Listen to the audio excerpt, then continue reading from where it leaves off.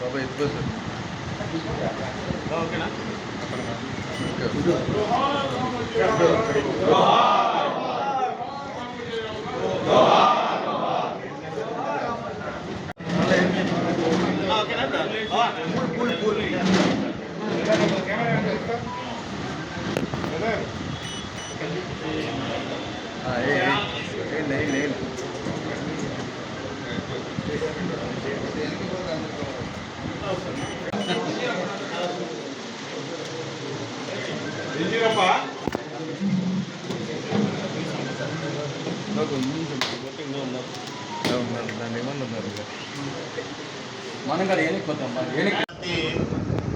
రామోజీరావు గారి అకాల మరణం మాటల కందని విషాదం.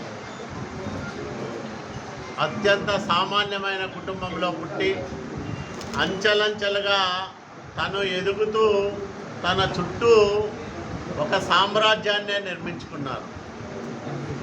ఇతర వ్యాపారాల్లో కానీ, చిట్ ఫండ్ రంగంలో కానీ, ప్రియాపచ్చల రూపంలో కానీ, అట్లాగే యాడ్ ఏజెన్సీ కానీ, ఈనాడు పత్రిక స్థాపించిన నాటి నుంచి దినదిన ప్రవర్ధమానమవుతూ ఎదిగిన తీరు రామోజీరావు గారి అవిరళ కృషికి ప్రత్యక్ష తార్కాణం. ఆయన లేడని తెలిసిన వెంటనే మాకందరికి కూడా చాలా బాధ కలిగింది. ముఖ్యంగా నేను రామోజీరావు గారి చేతుల మీదుగా మనిషిగా ఎదిగిన వ్యక్తిని, 4 దశాబ్దాల కాలంగా ఆయన్ను చూస్తూ పెరిగిన వ్యక్తిని.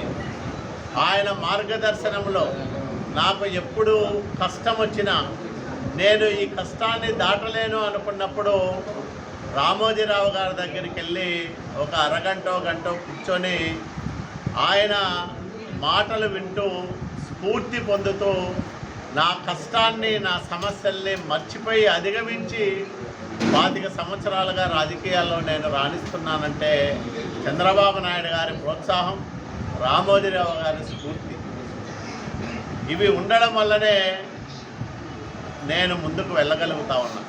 ఒక మనిషి అనేక రంగాలను ఎంచుకొని, భిన్నమైన రంగాలు, ఒకటికి ఒకటి సంబంధం లేని రంగం, సినీ రంగం, పత్రికా రంగం, వ్యాపారం, చిట్ ఫండ్స్, ఏది కూడా ఒకదానికొకటి సంబంధం లేని రంగాలను ఎంచుకొని ఆయన అన్ని రంగాల్లోనూ అగ్రభాగాన నిలవడం, తన సంస్థలకు నైతిక విలువలు నేర్పి, సంస్థలో పనిచేసే ప్రతి వ్యక్తి నైతిక విలువలతో బతకాలని బోధించిన మహనీయుడు రామోజీరావు గారు. రామోజీ ఫిల్మ్ సిటీ నిర్మాణమే ఒక ప్రపంచ వింత, ఒక సరికొత్త ప్రపంచాన్ని సృష్టించాడు ఆయన. ఎవరికి సాధ్యం కాని పనులు చేస్తూ, అందరికీ స్ఫూర్తినిస్తూ, మార్గదర్శిగా నిలుస్తూ ఆయన జీవితాన్నే ఒక పాఠంగా మలిచి ఈ నేటి తరం యువతకు ఒక ప్రబోధాత్మకమైన సందేశాన్ని తన జీవితం ద్వారా ఇచ్చిన మహా వ్యక్తి రామోజీరావు గారు. అలాంటి వ్యక్తి మరణం చాలా విషాదకరం. మేమెవరూ కూడా జీర్ణం చేసుకోలేని విషయం. ఆయన కుటుంబ సభ్యులకు ప్రగాఢ సానుభూతి తెలియజేస్తూ ఉన్నా, ఆయన మరణానికి ప్రగాఢ సంతాపాన్ని తెలియజేస్తూ ఉన్నా.